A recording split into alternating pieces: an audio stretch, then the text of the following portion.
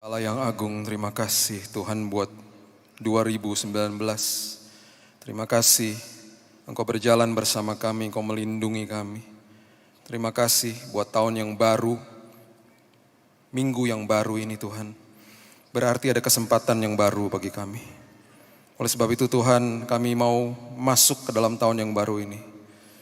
Mulai dengan firman-Mu, mulai belajar apa yang harus kami lakukan di tahun ini.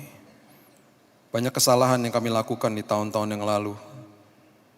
Tapi itu tidak akan membuat kami makin merosot, membuat kami makin kecewa, bukan membuat kami makin merasa tidak layak. Karena kami tahu kami memiliki Tuhan yang penuh dengan kasih karunia. Dan Tuhan yang penuh dengan pengampunan.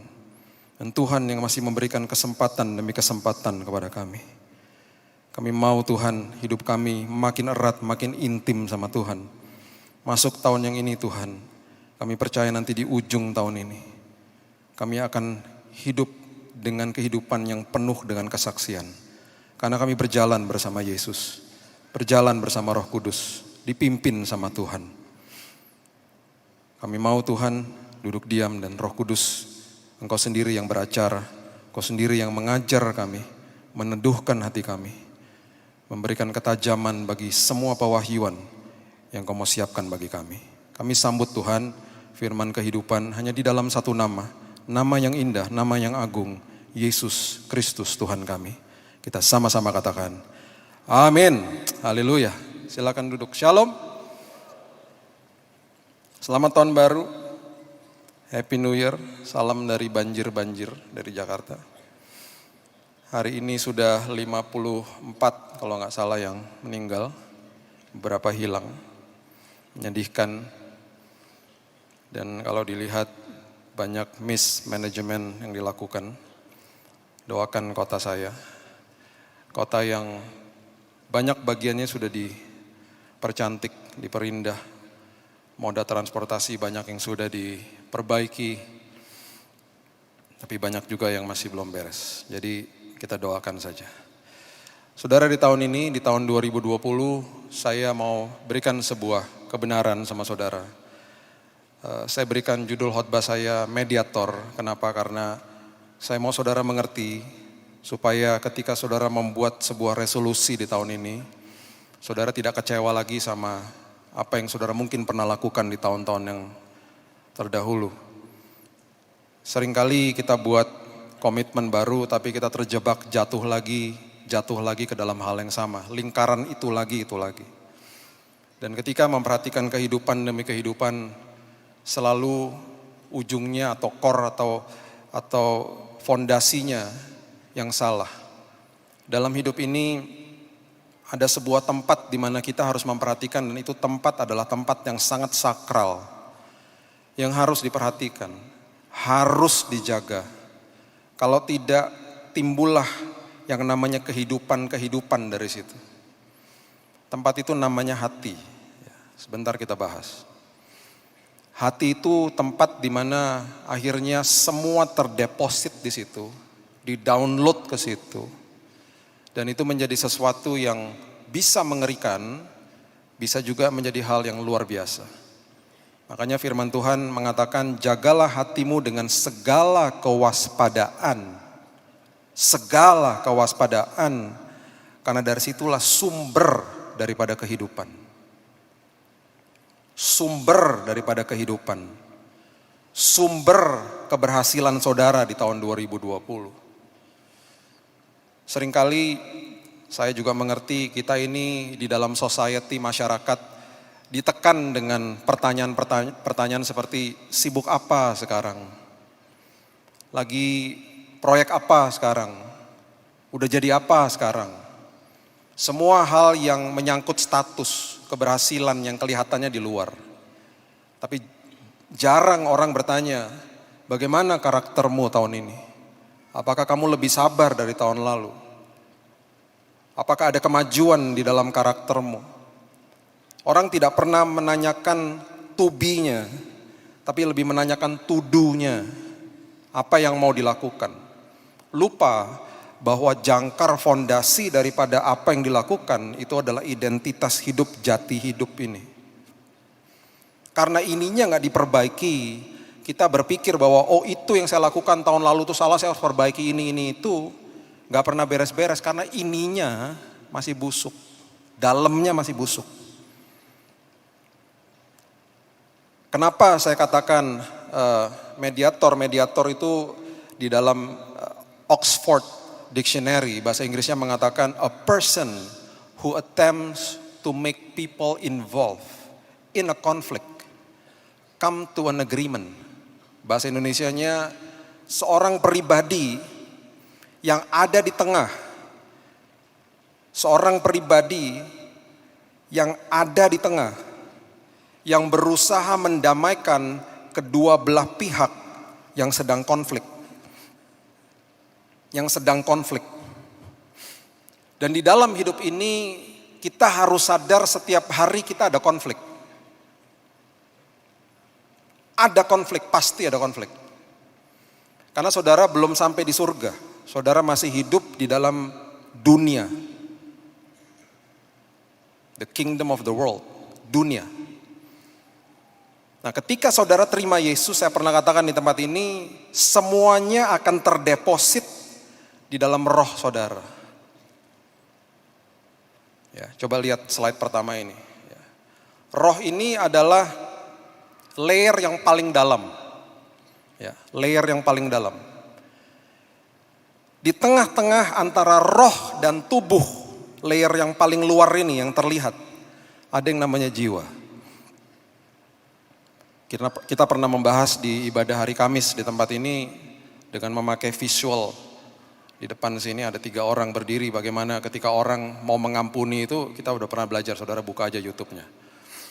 Nah, ini yang dinamakan mediator itu adalah jiwa saudara dan saya.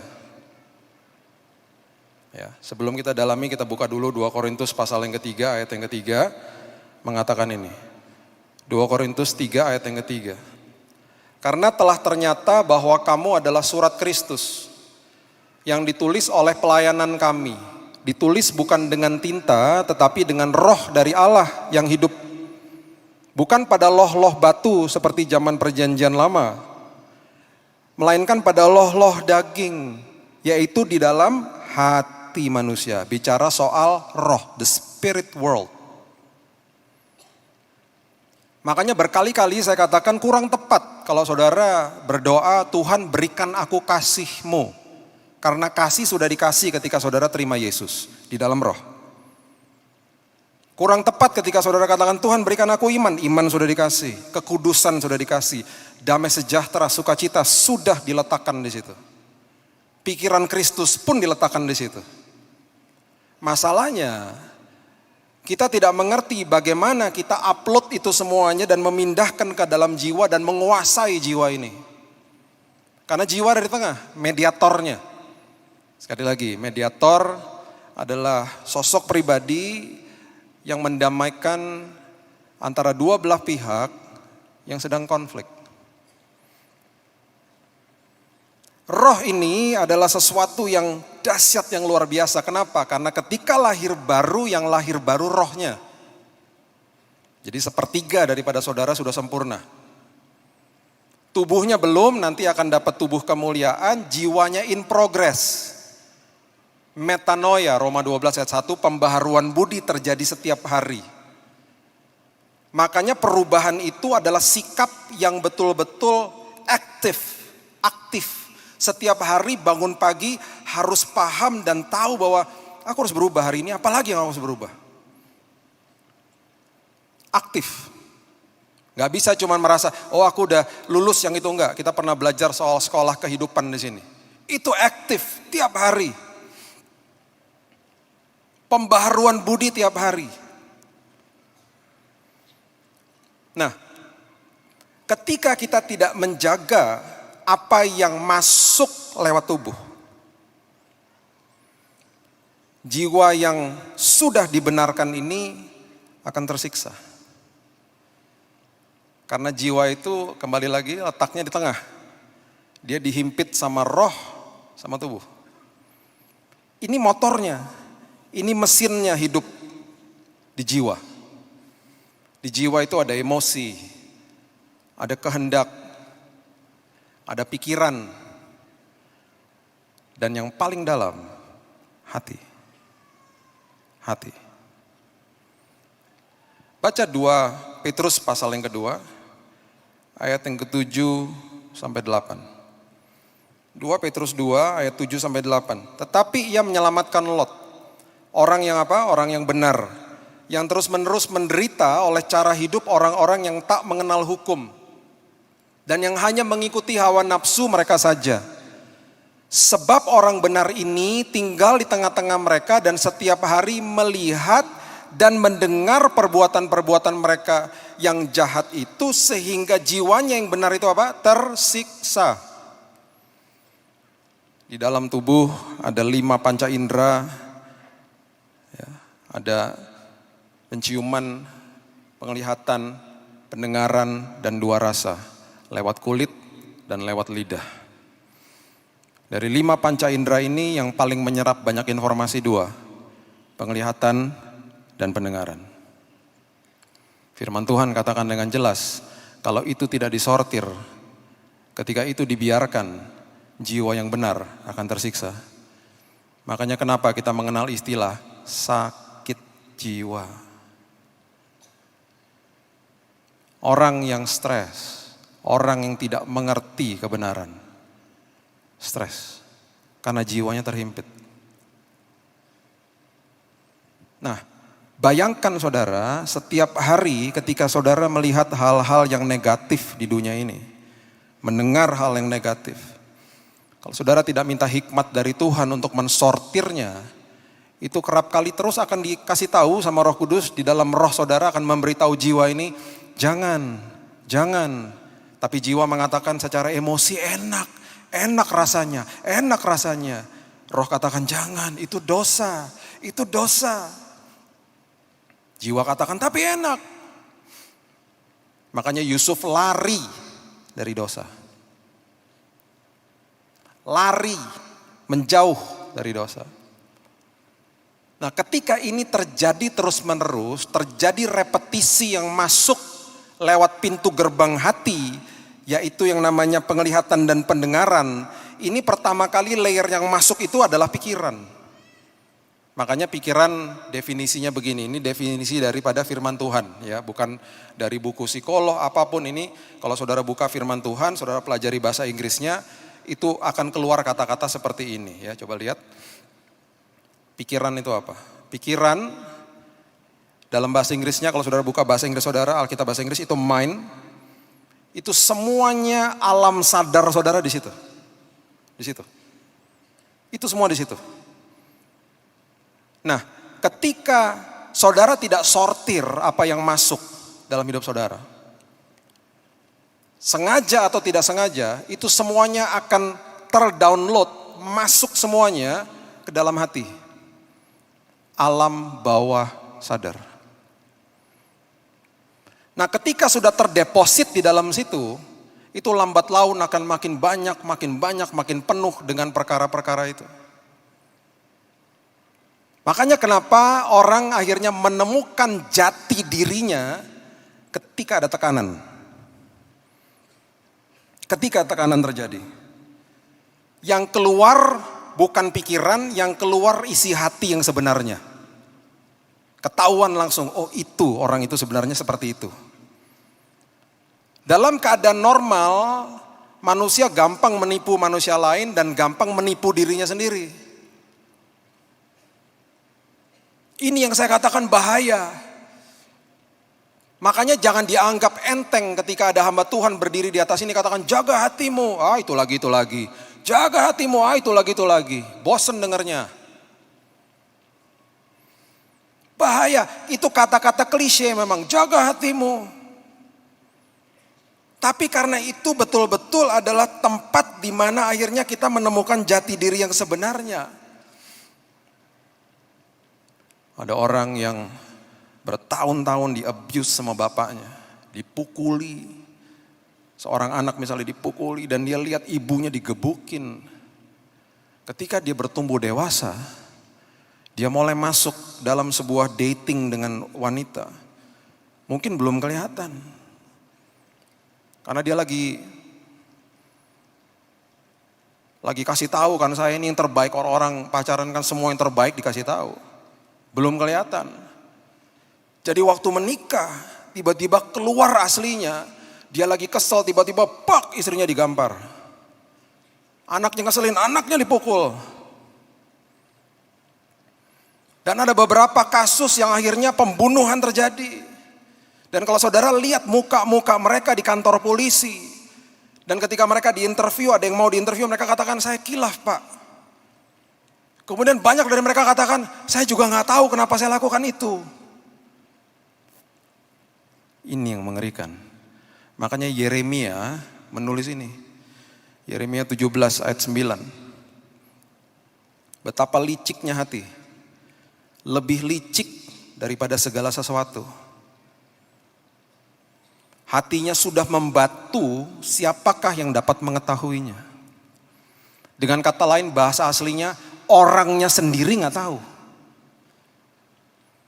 Jadi jangan pernah katakan kepada diri saudara sendiri, ya, oh saya baik-baik aja kok, saya oke-oke aja. Kita tidak pernah tahu apa yang sudah terdeposit di dalam hati.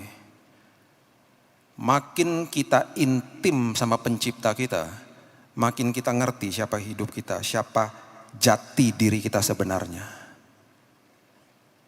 Ketika saya kemarin di rumah sakit tahun lalu, saya pikir udah oke-oke aja, 20 tahun pelayanan sama Tuhan, oke semuanya konsisten aja. Oh, malu. Dibukain satu-satu sama Roh Kudus. Tuh loh, kenapa kamu gini, kenapa gitu. Bukan dituduh, convict, diinsafkan.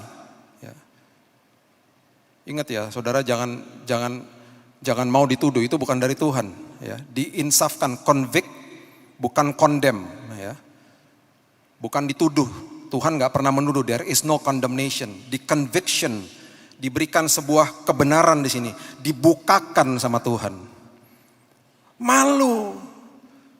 Oh ternyata banyak busuknya. Oh gini toh Tuhan, oh gini toh Tuhan. Bersihin Tuhan. Di situ saya makin ngerti, makin dekat dengan penciptanya, makin tahu dan makin ngerti siapa saya. Gak bisa sok tahu, bilang aku aja kok pak, tenang aja pak. Enggak, tidak. Kita tidak pernah tahu masa lalu kita atau apapun yang pernah terjadi sama kita itu tersimpan di dalam situ. Kita akan terkaget-kaget sendiri ketika di dalam satu tekanan keluar sesuatu yang kita pun bingung. Hah, kok aku gitu ya? Kok aku bisa gitu ya? Itu yang masuk ke dalam hati. Makanya kenapa jiwa adalah mediator. Bayangin loh saudara, hidup setiap hari di dalam semua nilai-nilai yang udah amburadul, nilai-nilai dunia. Sekarang bukan aja LGBT saja, LGBTQ, ayo ada Q-nya di belakang. Lesbian, gay, bisexual, transgender, Q-nya question. Question artinya masih belum menentukan status. Itu artinya question, masih bingung, masih mempertanyakan. Jadi bayangkan LGBT aja udah kelompok yang mungkin bingung dengan identitas hidupnya, ini ada Q-nya lagi. Jadi orang itu adalah orang bingung di kelompok orang bingung, ayo. Kan ngeri. Dan ini makin dikatakan sama dunia bahwa ini oke. Pertama Amerika yang membuat semuanya legal, mengatasnamakan hak asasi manusia. Saya nggak bisa khotbah seperti ini di sana. Pidana saya. Gak bisa. Pidana. Dan kemudian diikuti sama negara-negara lain. Satu-satu mulai. Di Asia juga sudah mulai. Mensahkan perkawinan sesama jenis. Kemarin CNN minggu lalu memuat berita tentang, saya lupa namanya tadi. Pesawat EasyJet namanya, EasyJet, low cost carrier ya dari Eropa. Biasanya kalau di kabin itu kan pengumumannya Bapak Ibu sebentar kita akan mendarat di bandara apa gitu ya kalau di sini. Kalau di luar negeri kan ladies and gentlemen gitu ya. Itu dikomplain. Banyak orang mengatakan beginilah, aku gak masuk dalam kelompok ladies, aku gak masuk dalam kelompok gentleman juga. Aku masuk di dalam LGBTQ itu. Jadi jangan disebut ladies and gentlemen, saya gak masuk di situ. Jadi harus sebutnya apa dong? Sebutnya everyone aja katanya. Dan diterima. Airlines-nya akhirnya membuat keputusan, akhirnya melakukan hal itu. Jadi pelan-pelan ini sudah diterima sama masyarakat. Yang tadinya tabu diterima. Puji Tuhan Indonesia masih punya rambu-rambu agama yang cukup kuat untuk menghalau itu. Tapi ini udah menyusup kemana-mana. Ini baru contoh satu aja, belum yang lain. Betapa mengerikannya setiap hari yang saudara hadapi dan gak makin baik. Alkitab katakan makin mendekat kepada kesudahannya makin ngawur. Makin ngawur. Jadi kalau masuk tahun 2020 ini yang sudah zamannya betul-betul digital era yang sudah sebenarnya mengerikan. Ya saudara buka channel aja udah ratusan channel, di luar negeri ribuan channel. Belum lagi dengan informasi yang ada di dalam tangan saudara.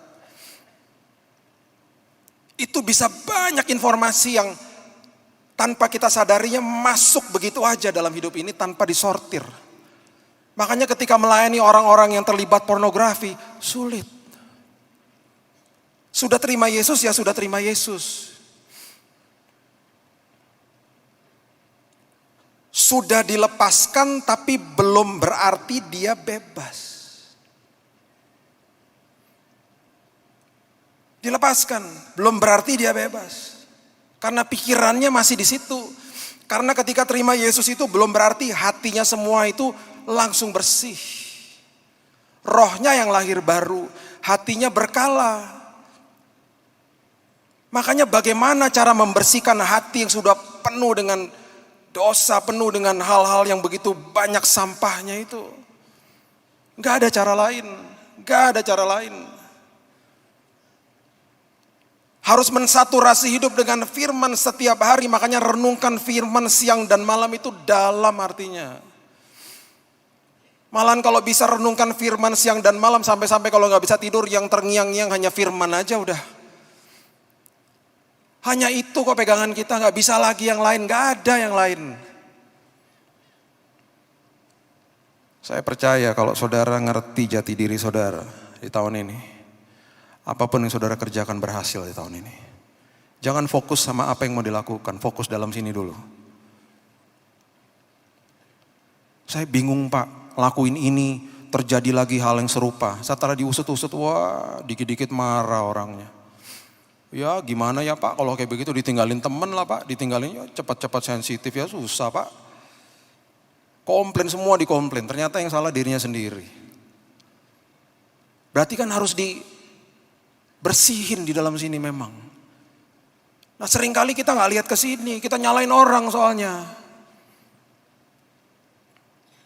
Kejadian 1 ayat 26. Kejadian 1 ayat 26, ayat yang luar biasa. Kejadian 1 ayat 26 mengatakan, berfirmanlah Allah, baiklah kita menjadikan manusia menurut gambar dan rupa kita. Ada kata supaya, itu kata yang sangat penting. Supaya mereka berkuasa atas ikan-ikan di laut, burung-burung di udara, atas ternak, atas seluruh bumi, atas segala binatang melata yang merayap di bumi. Bagian pertamanya adalah diciptakan serupa dan segambar seperti Tuhan. Itu identitas manusia. Ini ayat pertama yang menjelaskan identitas manusia. Ada kata supaya. Supaya itu artinya oleh sebab itu, therefore kata sambung. Artinya kalau gak lakukan bagian yang A, gak bisa lakukan bagian yang B. Itu supaya. Jadi harus ngerti dulu siapa saya. Harus beres dulu di dalam sini. Baru saya bisa menguasai kehidupan. Baru saya bisa berhasil melakukan perkara-perkara besar tahun 2020. Itu maksudnya. Kita mundur dulu ke ayat 11, coba lihat. Ayat 11. Kejadian 1 ayat yang ke-11. Firman Tuhan mengatakan, berfirmanlah Allah, hendaklah tanah menumbuhkan tunas-tunas muda, tumbuh-tumbuhan yang berbiji, segala jenis pohon buah-buahan yang menghasilkan buah yang berbiji, supaya ada tumbuh-tumbuhan di bumi, dan jadilah demikian.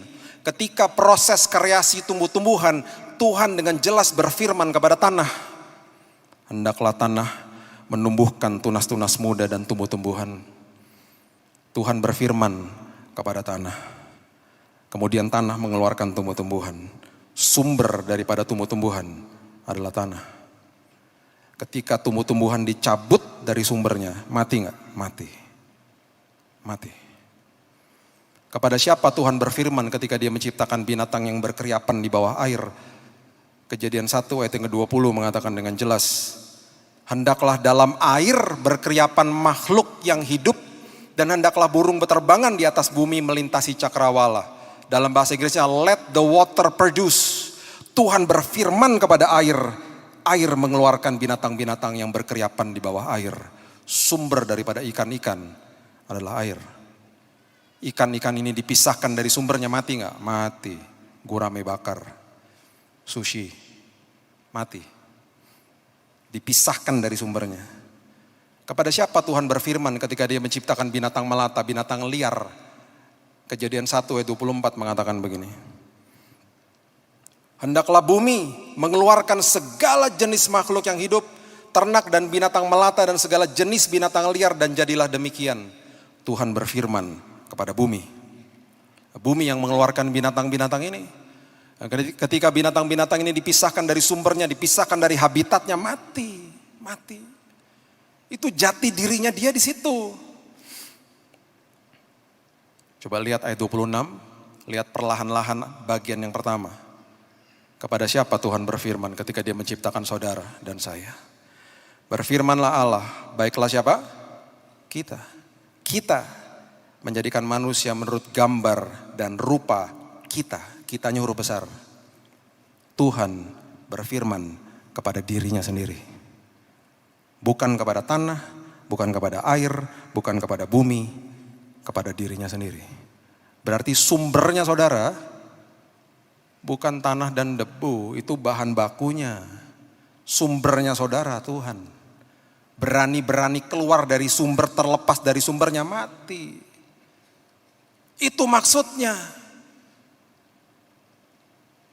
Abide in me, tinggallah di dalam aku di dalam engkau. Apabila engkau minta apa saja, kau lakukan bagimu. Itu jati dirimu di situ. Maret tanggal 11 tahun 2005. Saya nggak pernah lupa nonton CNN. Ada sebuah peristiwa yang mengerikan terjadi. Seseorang yang bernama Brian Nichols. Orang yang cukup besar badannya. Seorang pemerkosa. Hari itu adalah hari di mana dia di-schedule untuk persidangan. Sedang siap-siap mengganti baju penjara untuk pakai baju biasa untuk masuk ke ruang persidangan. Salahnya juga kenapa ditempatkan polwan yang menjaga pada saat itu. Dengan sigap dia mencuri dan mengambil pistol daripada polwan itu. Dipukul kepalanya sampai koma. Dengan pistol itu Brian Nichols berjalan menuju ruang persidangan. Dengan satu tujuan. Dia mau tembak mati tuh hakim. Beberapa orang coba untuk menyetop dia, tapi dia arahkan pistolnya, semua takut. Masuk ke dalam ruang persidangan. Dia lihat itu hakimnya, ditembak mati hakimnya. Ada reporter di situ, seorang wanita ditembak mati sama dia. Ada seorang polisi yang mencoba menstop dia, ditembak mati sama dia. 3 orang ditembak mati. Beberapa sempat capture di dalam video. Di ruangan itu, mengerikan. Dia keluar, dia lari keluar. Dia masuk ke dalam sebuah mobil yang sedang bergerak, dikeluarkan orangnya. Dia lari lewat tol pakai mobil itu. Kabur. Terjadilah pengejaran besar-besaran di kota Atlanta pada hari itu. Dia masuk ke rumah, mengelabui polisi. Dia masuk ke dalam sebuah rumah, dan rumah ini didiami oleh staf imigrasi. Orang itu pun ditembak, 4 orang mati hari itu. Selagi dia lari, yang berikutnya dia masuk ke dalam sebuah rumah yang didiami oleh seorang ibu namanya Ashley Smith. Dan ibu ini sempat 7 jam disandra sama Brian Nichols. Dan selama 7 jam itu, ibu itu mengeluarkan sebuah buku yang namanya Purpose Driven Life. Tulisan dari Rick Warren. Buku tentang arti daripada kehidupan. Kenapa engkau diciptakan. Jati diri yang sebenarnya. Dia gak pernah dengar hal seperti ini. Dan ketika ditawarkan dan kemudian dibacakan dari beberapa chapter, ada chapter 31, chapter 33. Sampai dia kaget-kaget juga. Dia bilang, saya gak pernah dengar kayak begini. Dia duduk tenang di situ. Dijelaskan siapa dirimu sebenarnya di dalam Tuhan. Singkat cerita, setelah 7 jam, dia setuju untuk menyerahkan dirinya. Brian Nichols dihukum seumur hidup. Dan sekarang beberapa kali dia mau untuk diinterview. Dia katakan, andaikan saya mengerti itu jauh-jauh hari, saya tidak mungkin jadi seperti ini. Dari kecil, saya melihat bapak saya yang begitu kejam, mukulin saya, mukulin ibu saya. Dan waktu saya memperkosa, saya pun terkaget-kaget siapa saya. Waktu saya membunuh pun saya seperti gak ada rasanya. Itu jati diri yang sebenarnya. Dan ketika mengerti panggilan Tuhan dalam hidupnya, berubah hidupnya. Sudah telat tapi, seumur hidup di penjara. Hati-hati saudara, dengan hati itu hati-hati. Makanya kenapa jiwa itu adalah mediator. Penting. Ada sebuah gereja di Jakarta, gereja orang-orang India. Ya, mama saya ini orang India. Orang India tapi lahir di Jawa Timur di Batu Malang. Jadi waktu tahun 80-an itu sempat mama saya dan kakak-kakaknya sempat menginjil kepada beberapa teman-teman India di Jakarta. Dan orang tua itu sudah beberapa meninggal. Ini anak-anaknya mendirikan gereja. Jadi sudah turun-temurun, ini adalah buah daripada pelayanan. Dan lahirlah gereja ini. Gereja yang jemaatnya mayoritas orang-orang India. Jadi mereka punya ibadah dalam bahasa Inggris. Ibadah pagi dalam bahasa Inggris. Ibadah sore bahasa Inggris diterjemahkan ke dalam bahasa Sindhi. Bahasa lokal mereka. Berapa kali saya pelayanan di tempat itu, dan kalau sore hari pelayanan di sana itu harus diterjemahkan. Orang yang paling penting di dalam ruangan itu, di dalam ibadah sore, yang menyampaikan kebenaran bukan saya, translator saya, penterjemah saya, mediator saya. Saya nggak tahu dia ngomong apa, saya nggak ngerti. Dia ngomong salah, jemaat dapatnya salah. Dia ngomong benar, jemaat dapatnya benar. Makanya kenapa mediator itu penting. Makanya jiwa itu krusial, penting. Sortir apa yang masuk. Jaga hati setiap hari. Tuhan, hubungan intim itu mutlak Tuhan. Aku mau saturasi hidupku di tahun 2020 dengan firman Tuhan. Supaya yang busuk-busuk nih keluar semua Tuhan. Dan aku percaya apapun yang aku lakukan di tahun ini berhasil Tuhan. Karena sebelum aku lakukan itu, akunya udah berubah Tuhan. Makanya kenapa Yesus datang sebagai mediator. Memperdamaikan manusia dengan Tuhan. Manusia diciptakan, ini betapa dahsyatnya. Kalau saudara baca sejarah awal daripada kreasi sampai kepada penebusan, dahsyat. Ketika manusia diberikan mandat untuk mendominasi hidup dalam dunia ini, manusia dikasih otoritas. Dengan otoritas itu ada bentuk tubuhnya. Begitu konsisten Tuhan. Makanya iblis tahu Tuhan itu konsisten. Ketika dia mencobai manusia pun dia harus masuk ke dalam format tubuh. Dipilihnya tubuh yang cerdik, hewan yang cerdik yaitu ular. Ketika proses penebusan terjadi, Yesus pun begitu. Makanya Filipi 2 ayat 5-7 mengatakan itu. Coba kita lihat. Yesus mengambil rupa manusia, harus ada tubuhnya untuk proses penebusan. Filipi 2 ayat yang ke-5 sampai 7, firman Tuhan katakan begini. Hendaklah kamu dalam hidupmu bersama menaruh pikiran dan perasaan yang terdapat juga dalam Kristus Yesus, yang walaupun dalam rupa Allah tidak menganggap kesetaraan dengan Allah sebagai milik yang harus dipertahankan, melainkan telah mengosongkan dirinya sendiri, mengambil rupa seorang hamba, menjadi sama dengan manusia. Ambil format tubuh supaya bisa melakukan tugas penebusan itu. Dahsyat, dahsyat. Makanya Tuhan itu dikatakan kudus, integritas. Perkataannya, firmannya itu dia pun lakukan. Dia gak bisa membantah firmannya sendiri. Dahsyat. Agung, kata holy itu begitu sebenarnya. Integritas. Penuh, wholeness bahasa aslinya. Nah, ketika ini dilakukan, terjadilah yang namanya sebuah pembelajaran yang luar biasa. Karena dia katakan begini, dia katakan kepada murid-muridnya, kemudian Paulus menangkap hal ini dengan luar biasa. Aku mediator, tapi ketika aku naik ke surga, aku minta engkau jadi mediatorku. Amanat agung itu memberikan tugas mediator antara dunia dan Tuhan. Mediatornya siapa? Saudara dan saya. Bagaimana kita bisa jadi berkat bagi orang lain kalau di dalam sininya aja kita ngawur. Berantakan di sininya. Jiwanya gak ngerti cara ngelola hati. Prinsip yang Yesus ajarkan adalah penyesuaian diri. Benang merahnya jelas. Penyesuaian diri, coba tampilkan slide ini. Penyesuaian diri selalu akan menghasilkan yang namanya hubungan. Ini prinsip firman, prinsip yang Yesus ajarkan. Hubungan akan menghasilkan sebuah level yang namanya kepercayaan, trust. Level yang paling tinggi adalah level yang namanya influence atau pengaruh. Jangan lupa prinsip ini saudara.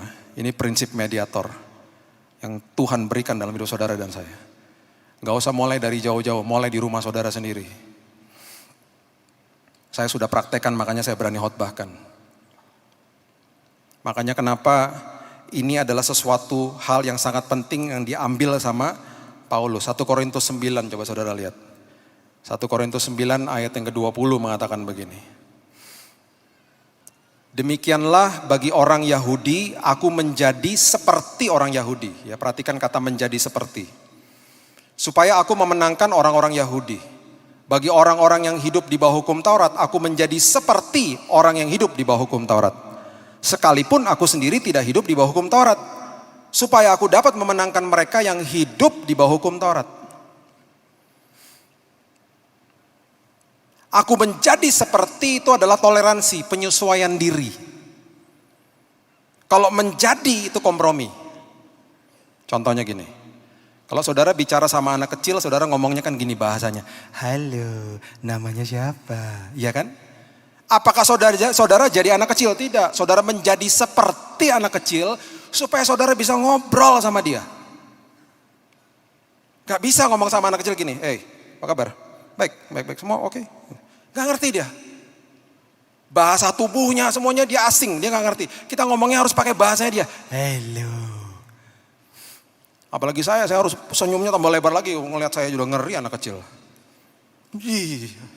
Apa itu? Bukan siapa itu, tapi apa itu? Sama anak-anak saya waktu mereka masih kecil juga gitu. Halo sayang, ngapain aja hari ini? Ya kan? Nah bahasa itu gak bisa saya pakai sama istri saya.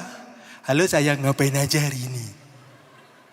Kamu khotbah dingin dan pulang-pulang jadi aneh gini, kenapa? Gak bisa, beda bahasanya. Ini yang Paulus ajarkan. Ini prinsip mediator.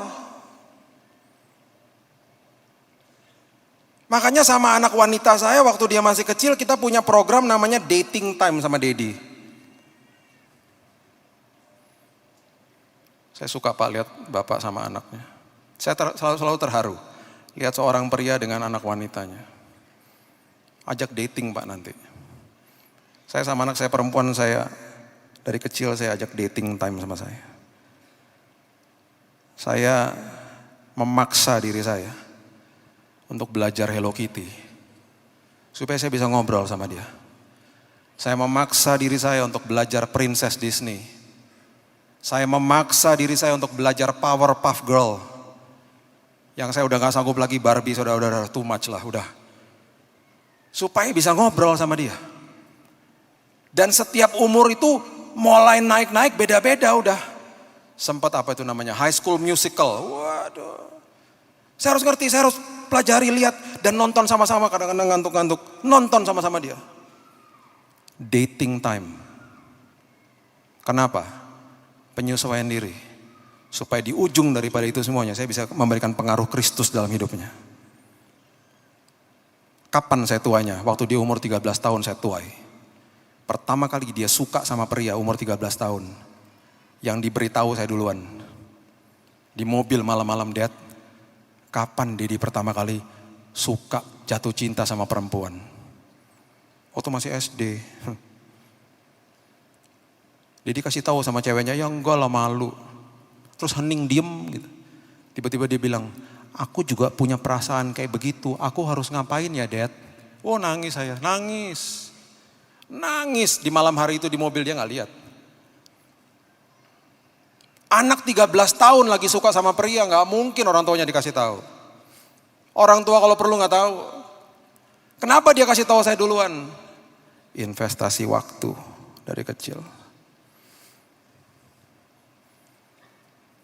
Saya tanya, siapa laki-lakinya? Keluar tanduk juga saya. Siapa laki-lakinya sayang? Enggak, cuman suka aja, aku harus gimana sih, Dad? Ngobrol. Dia sekolah jauh sekarang. Saya gak pernah khawatir. Selalu laporan sama, tadi barusan telepon. Dedi aku bobo ya. Mesra sama saya. Dad, aku tadi diajak pergi sama cowok. Ganteng banget sih, Dad. Cuman ujung-ujungnya enggak kayak Dedi habisnya. Enggak kayak Dedi. Kenapa? Enggak botak kayak Dedi ya. Ya itu salah satunya katanya. Maaf ya saudara ya. Anak saya yang perempuan ini cantiknya luar biasa. Dan bagi dia laki-laki normal tuh ya begini. Enggak ada rambutnya. Karena waktu dia lahir, pria yang dia lihat pertama ya saya. Dan waktu dia lihat ini enggak ada rambutnya, dia anggap ini pria yang normal ya begini, enggak ada rambutnya. Bagi pria-pria yang lain yang ada rambutnya tuh aneh bagi dia. Maaf ya. Jadi kalau dia lihat pria-pria yang ada rambutnya yang botak-botak, Dad, ganteng ya Dad. Iya dong. Satu kaum.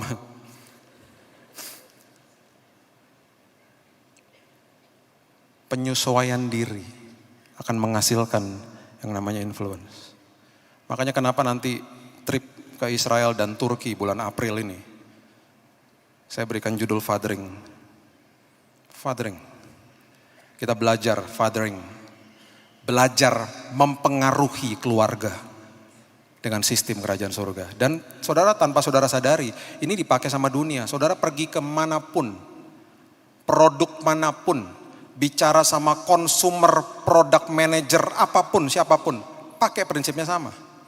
Prinsip Alkitabiah, penyesuaian diri. Odol Pepsodent misalnya ya, diiklankan di Indonesia misalnya. Dia akan pakai talentnya orang Indonesia. Tagline-nya tagline Indonesia.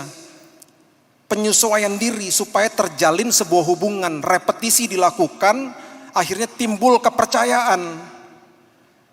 Ya, nonton terus, lihat, nyambung gitu ya. Tagline-nya kita hafal, lagunya, jingle-nya kita hafal gitu ya. Sampai akhirnya ujung-ujungnya terjadi sebuah influence. Kita ke Indomaret sama teman kita nanya, odol bagus apa ya? Pepsodent lah. Emang kamu pernah coba? Enggak pernah. Loh, kamu tahu dari mana? Iklan di mana-mana. Pasti bagus udah. Ya gitu. Semua gitu.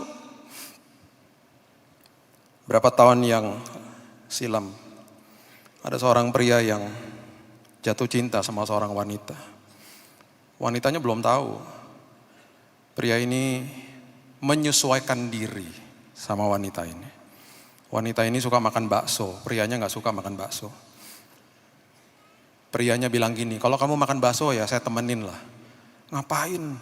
Kamu kan gak suka makan bakso, gak apa-apa. Saya minum teh botol pun gak apa-apa, yang penting saya memandang dirimu sudah cukup.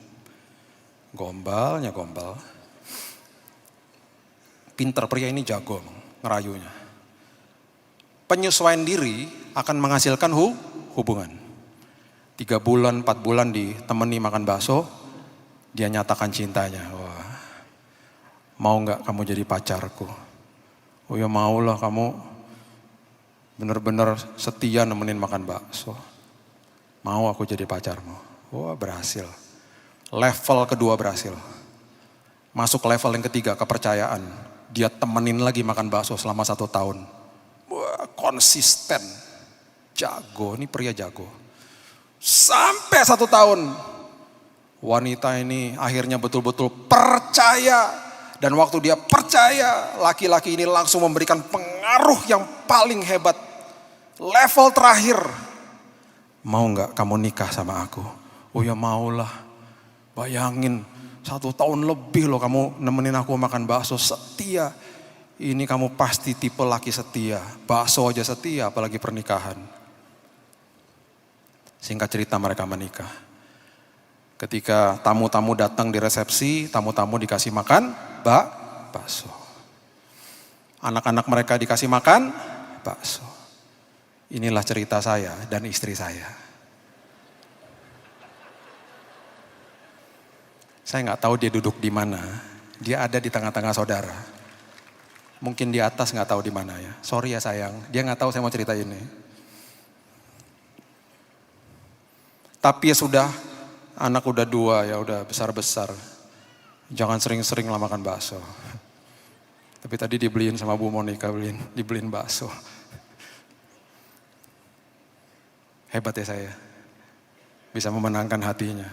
Pakai prinsip firman Tuhan. Ayo. Penyesuaian diri.